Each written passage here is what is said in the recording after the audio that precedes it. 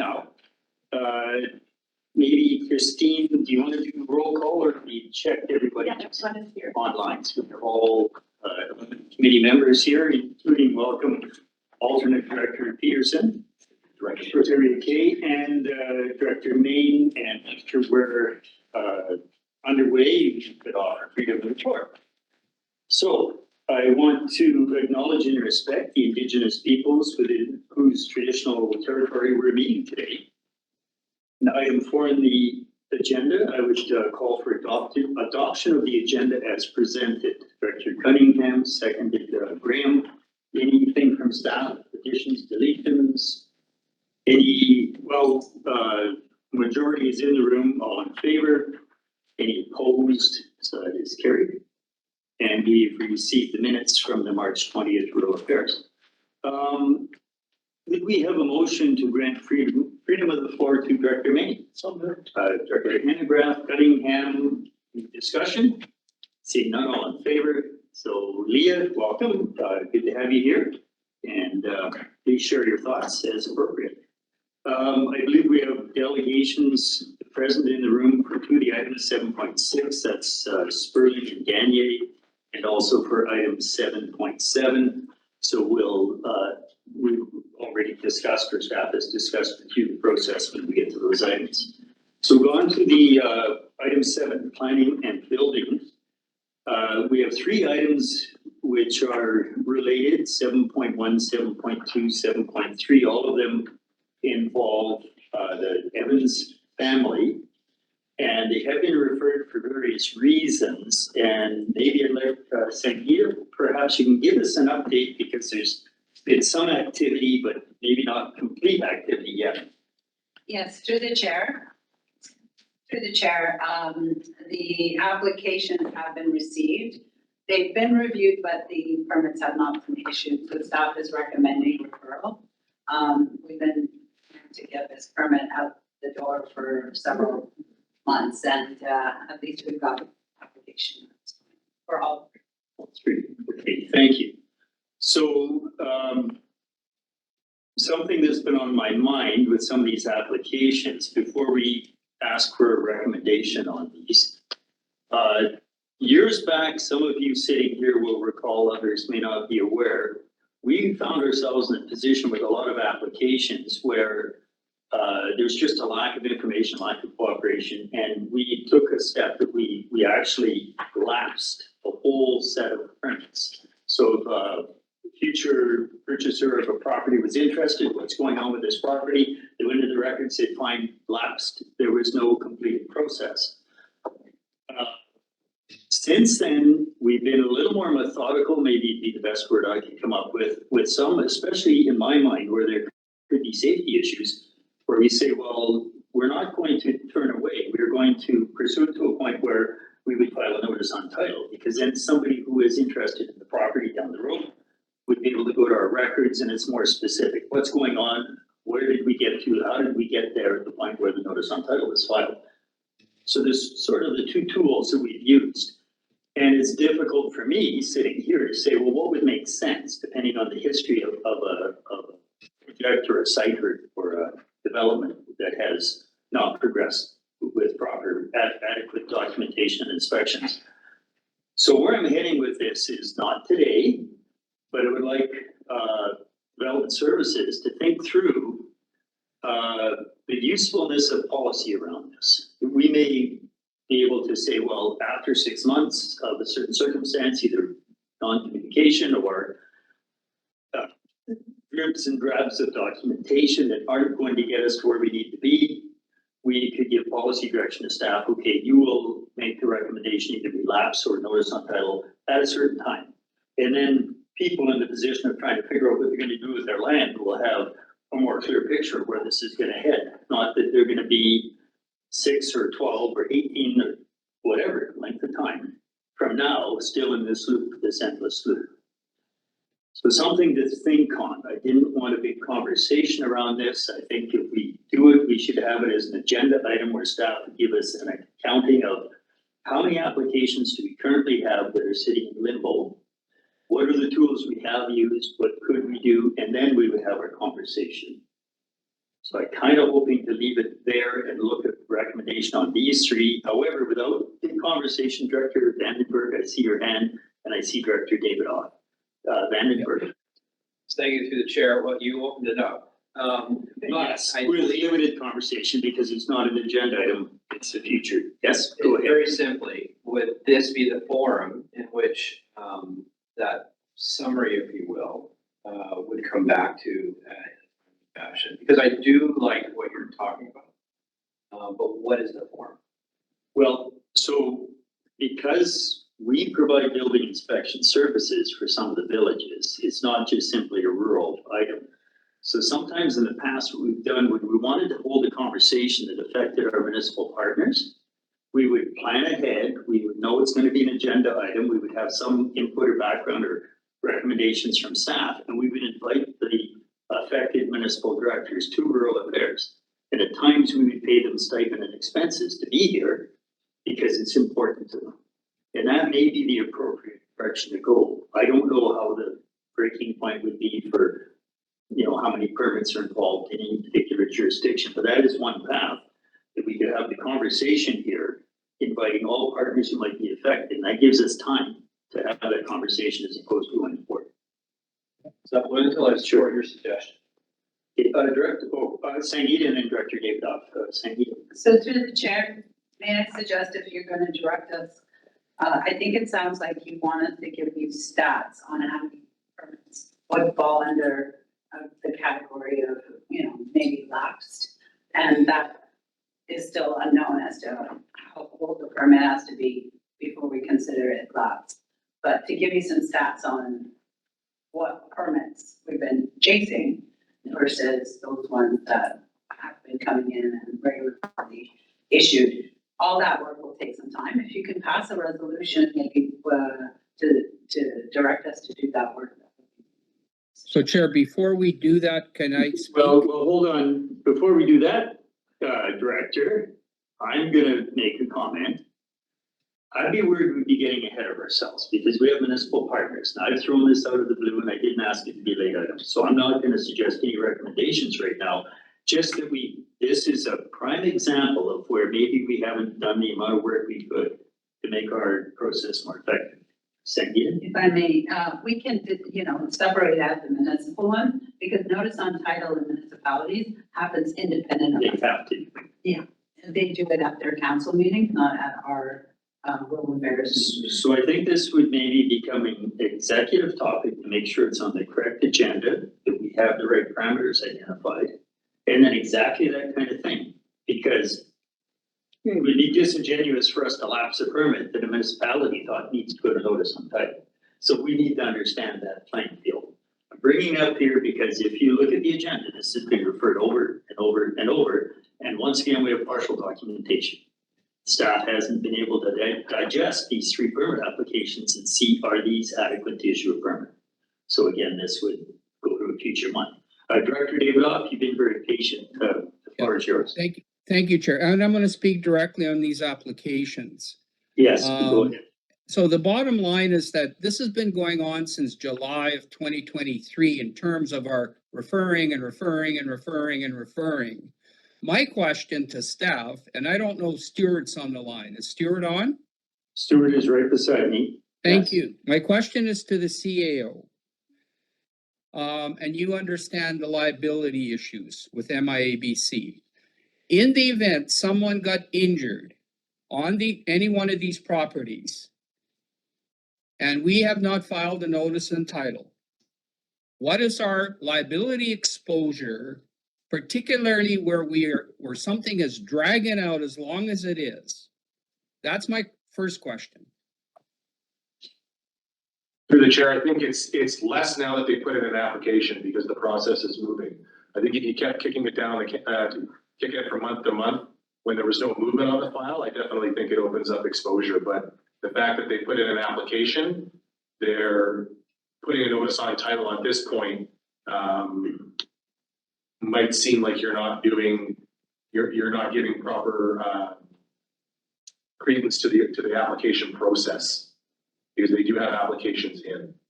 But now that they've provided those applications to the extent they keep moving them along and we get to the point where we're issuing a permit, I don't think we have much exposure at all. Okay, so that's really important. So supplemental Yes, go ahead. on these applications. What is the staff's recommendation for a drop-down date at which time I will be recommending notice on title? What is the drop-dead date that we need to refer this to get this done? To get those Thank you. applications reviewed, and for then, at that meeting, I will be recommending notice on title. There will be no more extensions. This is the last one. How much time does staff recommend? Sangeeta? 1 month, through the chair, 1 month, because we have the applications. We'll review them. If they're inadequate and not meeting our requirements, then we can come back and recommend a notice on title again. Move bring it up. referral. I move referral to the May RAC meeting of all three of these.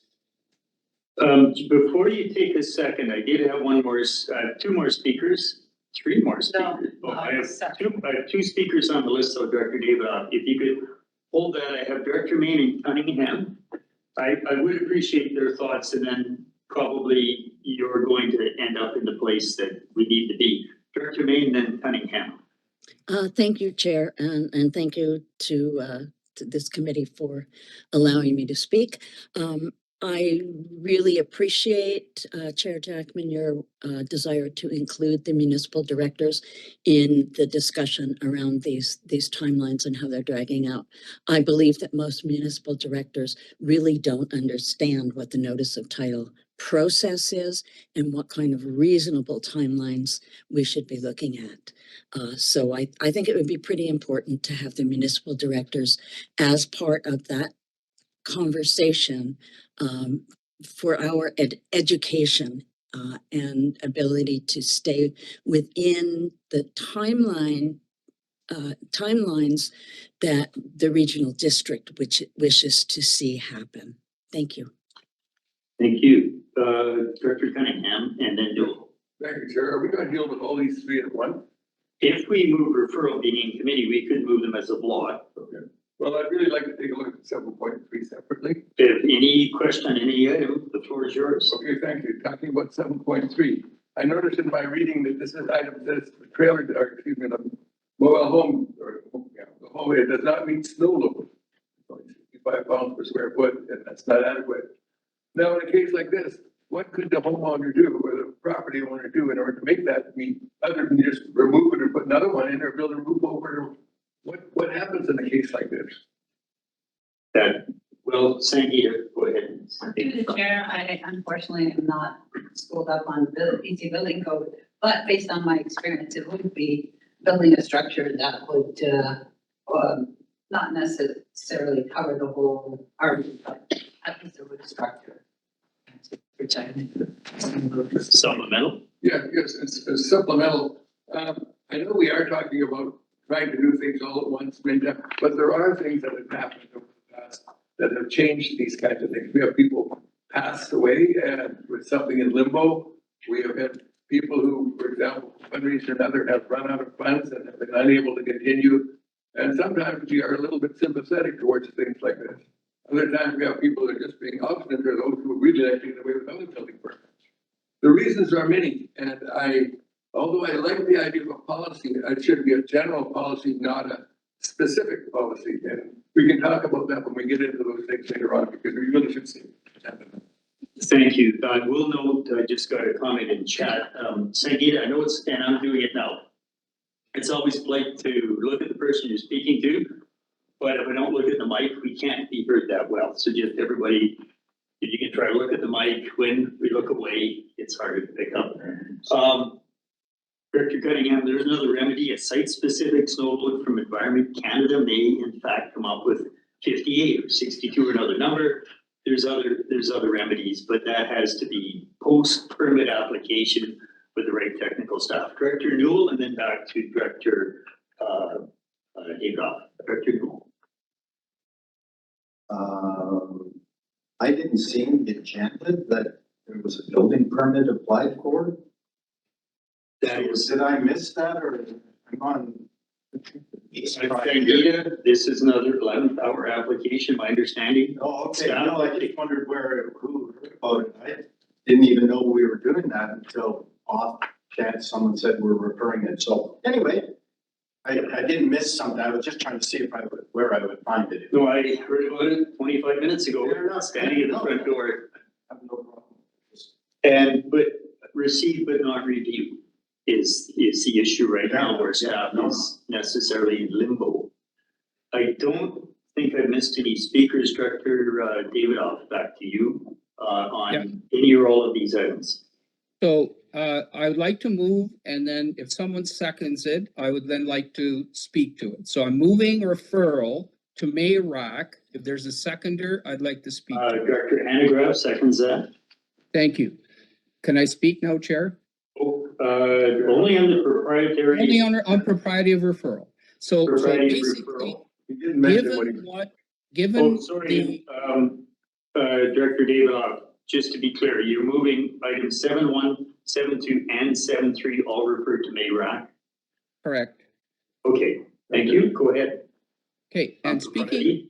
the propriety of referral, given what the CAO has stated about liability, given that staff has given us a drop dead date at which time notices of motion will be filed in all three of these situations, that'll be in May. So I'm speaking in favor of referral. Okay, no other discussion should be necessary on propriety of referral, Director Cunningham. Propriety of what the motion, he said notices of motion, he really meant notices of referral, did he not? No, Yeah, about the title. I don't know. notices on title will be filed in, Thank you. at our May meeting. I'll be recommending that. Okay, thank you. Anyone opposed to referral of these three items? I say we're all in favor. We're mostly sitting in the room here again. Those are carried. They go one more month. Thank you, everybody, for your input. That moves us to item 7.4. This is a development variance permit. James and Yvonne Campbell, Jeff Schatzko, agent. This is electoral area A down in Windle area. And we don't have a representative for that application, as far as you know. Do we have a staff update? Do you have the recommendation to approve the issuance? Director Cunningham. Yeah, seeing how there is nothing, there's no person here to speak to. And the recommendation is to approve, and I'm sure we've all read the materials, and somebody just make a motion. Yeah, it's in area A, but moved and seconded. I will make one comment, 5 feet, 1.5 meters was the normal setback. Because the total destruction, this then has to be approved as a variance, as it says in the report. Discussion on the recommendation, further discussion? Don't see anybody in chat. All in favor? Any opposed? That is carried. We're at item 7.5, a development variance permit McBlain. This is electoral area B, Jody and Delaney McBlain. Stephanie has provided the staff report and the recommendation is to approve the development variance permit. Do we have any updates? I don't think, we'll go ahead. Anything to add to this? It's gone through two committees, I guess, area B, APHC plus Crescent Valley Ag Advisory. Anything to add, Steph? Yeah, I just wanted to add, thank you, Chair, that unfortunately the applicant wasn't able to attend due to work commitments. So I just wanted to add that. Okay, we have no delegation on this item. Any questions for staff or recommendation? Director Kieran? I recommend we move the motion. You moved the staff recommendation. Do we have a second? It's seconded. Discussion on the recommendation. Seeing none, all in favor? Any opposed? So that is carried. That will also go to board. For people in the gallery, just to note, we don't approve anything here. We recommend to the board. The board meeting is tomorrow and all of these will appear on tomorrow's agenda. So for ratification, I guess, if it were, as it were, by the board. Next item, 7.6, we do have representative for this one. This is a development variance permit for Sperling. Therese and Arthur Sperling, electoral area 5. Yeah, Chair, can I make the recommendation, and if there's a No. seconder? We know, Director, we have a delegation and whether they choose to or not, they have the right to speak to the committee first. Yeah, I get it. So I think they understand why I'm making the recommendation. We spent a lot of time on this. Okay, but I'm still going to invite the representative. Yep. If you want to take a seat at the table for this application. Just state your name, if there's anything you want to add or comment on about staff recommendation. And then if you're willing, if you would answer any questions of the committee. And then after that, we'll discuss the motion. So the floor is yours. Okay, my name's Michael Gagne. I'm a representative of Brian Sperling on this application. Okay, and is there anything you wanted to add? In terms, you don't have to, but in terms of what's in the staff report or the recommendation? No, I think I'd like to leave the staff report as written. Okay, and any questions for the applicant's agent? Just double check chat. That's relatively painless, I guess I could say. So thank you for being here. If you wouldn't mind returning to the gallery, we will take the director's recommendation now. Thanks very much. Thank you. Director Davidoff. Yes, back Chair. to you. Thank you. I'd like to move the staff recommendation. Do you want me to read it out? No, as per the agenda, it's pretty Yes. lengthy. Yep. Okay. And there's a seconder I'd like to speak to it. It is seconded. I see Director Hanegraaff. No, go ahead, Director Davidoff. Yeah, this is one of the most complicated things I've ever looked at. And our APHC looked at, and it was brand new to all of us. In 40 years, we'd never seen anything like this. Like, I've got APHC members that have been there for 40 years. We spent an incredible amount of time with staff and the APHC just walking through every single component of this and arrived at this recommendation. So I'm not going to get into the detail and everything else, but it was really something new for all of us. So moving the recommendation as staff has presented it here, and urge, like we did our deep dive, so urge support for it. Thank you, Chair. Thank you. Any further discussion on the recommendation? Go back and check chat here, although I don't see any. Seeing none. All in favor? Anybody opposed? So that is carried, and that also goes to board tomorrow. That brings us to 7.7. Site-specific floodplain exemption, Pruitt, Holly Donald Pruitt, electoral area E. We have a representative as well for this one, Dustin Lalick. And as we discussed earlier, if you wanted to add anything, comment on the staff recommendation, or if not, just be prepared to answer the questions from the committee, that would be fine as well. Did you have any comments to open? No additional comments. I hope the staff recommendation was very thorough. I have a bit of a general comment that I'm going to make after the recommendation is passed, because this kind of application involves technical engineering, sort of floodplain risk, and it also involves environmental issues around water course development permit or environmental development permit area. But the content, what's in the report, is consistent with the staff recommendation. Questions for the applicant from the committee? Watson, please go ahead, Chair Watson. My apologies, I should have said my question is for staff. Okay. Did you want to go ahead anyway, in case it loops back to the applicant's rep wanting to make a comment? Go ahead. Thank you. And if I'm incorrect on the process for this, then do correct me. So we know that floodplain exemptions do not get referred to First Nations, but development permits do. So my understanding is that the floodplain exemption occurs first, and then there'll be a development permit that is referred out. what occurs if I have that correct, that is the succession of applications? What occurs if on referral there are issues raised that would then go back against the floodplain exemption we already approved? Curious how that all aligns. Thank you. Sangeeta Um, or Nelson is also online. Your choice. yeah, I'll think of Go ahead, please, Nelson. Thank you. Can you hear me okay? Yes, it's good. So it's a bit complicated, but you're correct in noting, Director Watson, that they are referred, the development permit applications are referred to the Tanaka Nation and Yakaniki. However, it is only for their information.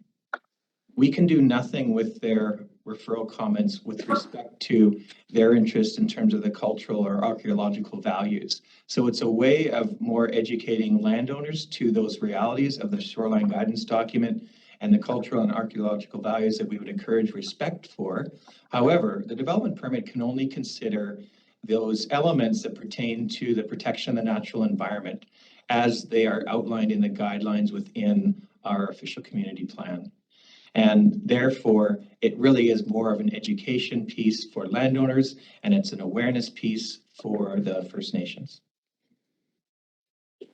Supplemental? Supplemental, go ahead, please. Thank you. I do appreciate that clarification because I had understood DPs are very similar to a building permit in which the kind of subjective pieces that fall outside the criteria aren't really, we don't have the ability to apply those. But that being said, on a development permit referral to a First Nations, generally is going to be looking at what their cultural values are, which are not always identified in the shoreline guidance document because some of them are not for public information, but that is the purpose of sharing it with the First Nations.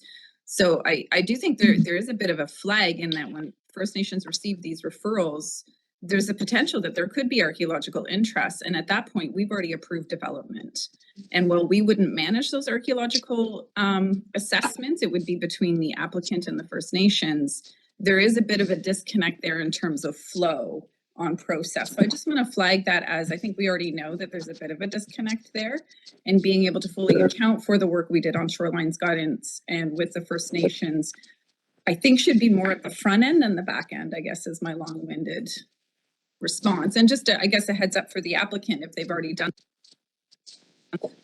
if they've already done that work, which I believe the report may have referenced, I'm sorry, we read so many, then that's great, because it may preempt those concerns coming up after development. So more of a long-winded comment. Since we have the applicant, and I don't recall specifically, but have you done an archaeological overview assessment on this site? Yeah, we have. We get Ursus Heritage Consulting to perform an overview. That's on April 28th. That's included in the submission. Also, Mass Environmental provided guidelines for any First Nations materials were found on site as to how to deal with that. Okay, thank you. And then to Sangeeta, sort of on the process and flow. And I'm just going to throw in the mix because the other element I was going to add is the Board of Variance. Like all of this process, aside from this individual application, could be mapped out a little more clearly. Who sees what, when, what's most appropriate? But to Director Watson's question then on process, Sangeeta. Yeah, about the archaeology, I just wanted to say that part of the shoreline guidance documents data includes information from when that shoreline guidance document was prepared on what is identified as far as archaeological values. Cultural values were also part of it.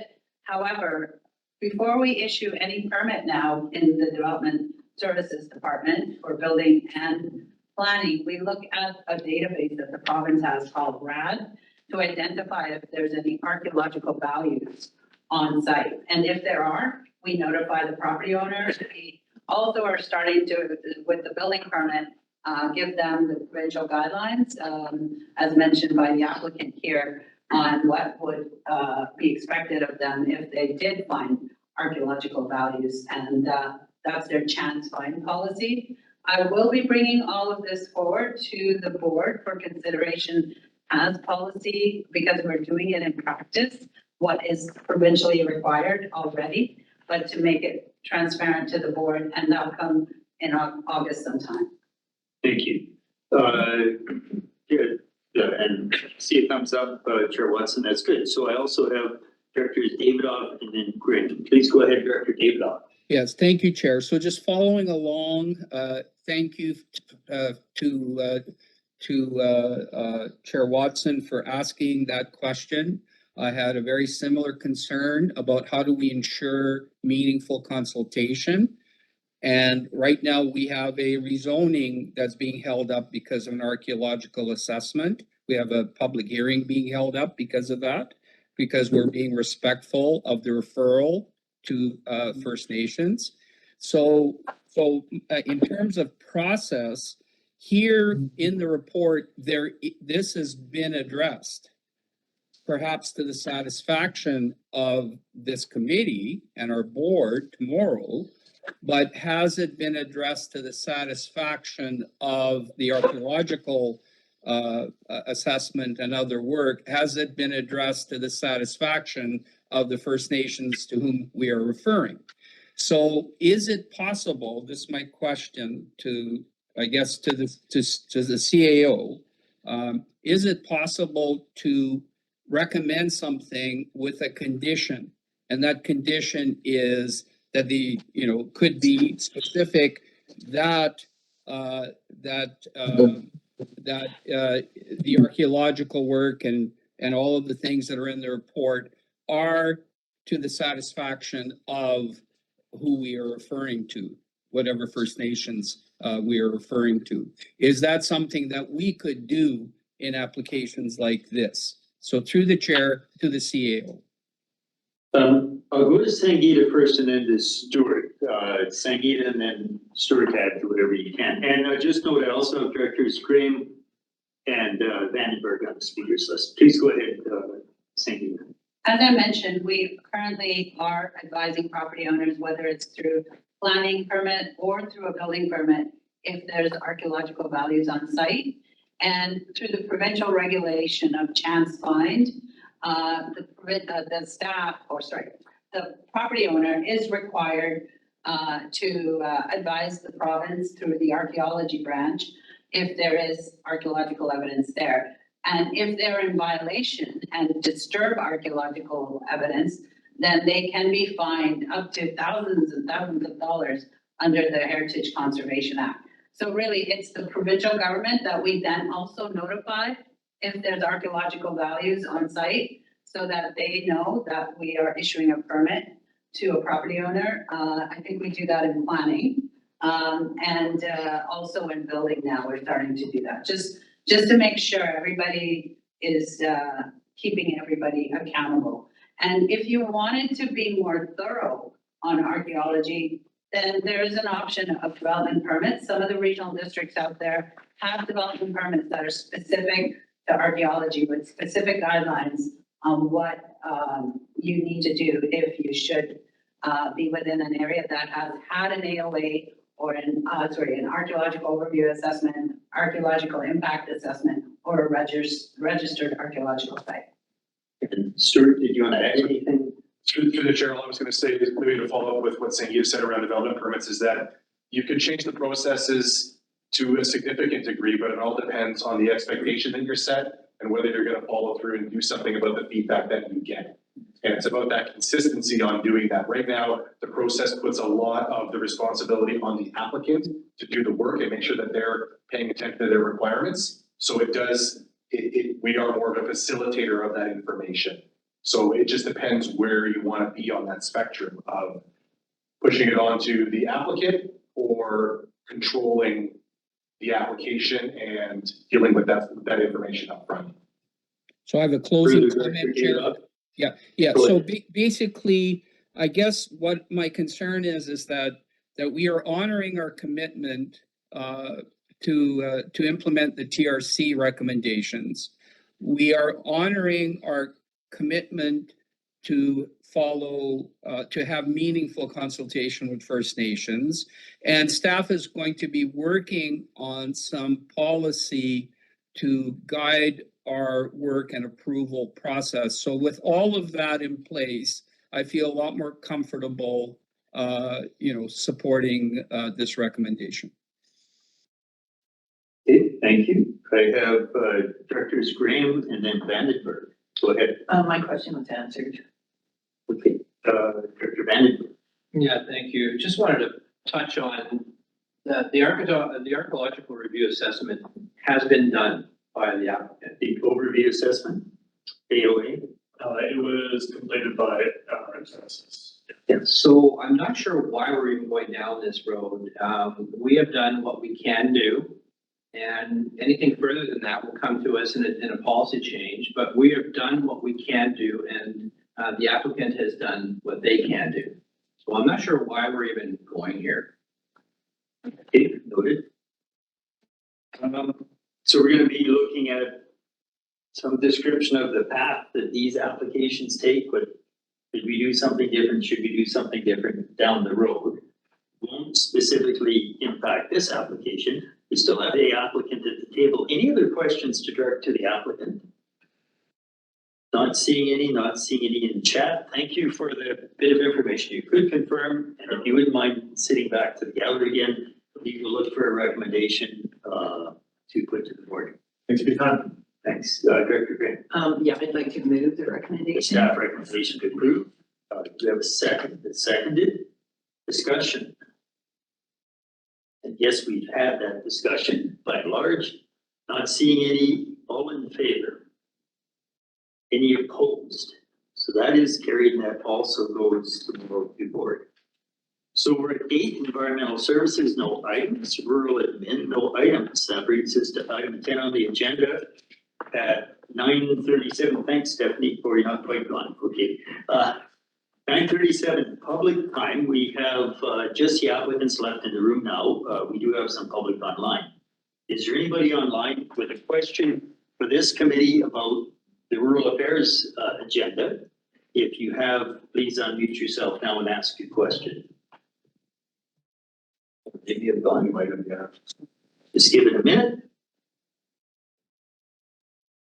Observer is still there. I see Valley Voice is there. Okay, not hearing any. I will look for a motion to adjourn. Move seconded without a vote. Attorney Cunningham, are you adjourned? I noticed that at the beginning of the meeting, you prompted discussion. Could I suggest that we put those things at the end of the agenda, if it's not on the agenda, so that in case we end up with a big, this happens sometime. I noted, I was trying to Understood. hold something in while people's minds were focused. And I'd rather the discussion items be formally on the agenda in advance for everybody, but just again, last minute things come up and you try and stick handle. So we had motion to adjourn, without objection, we're adjourned at approximately 9:38. Thank you very much, everybody. Very good. The answer to your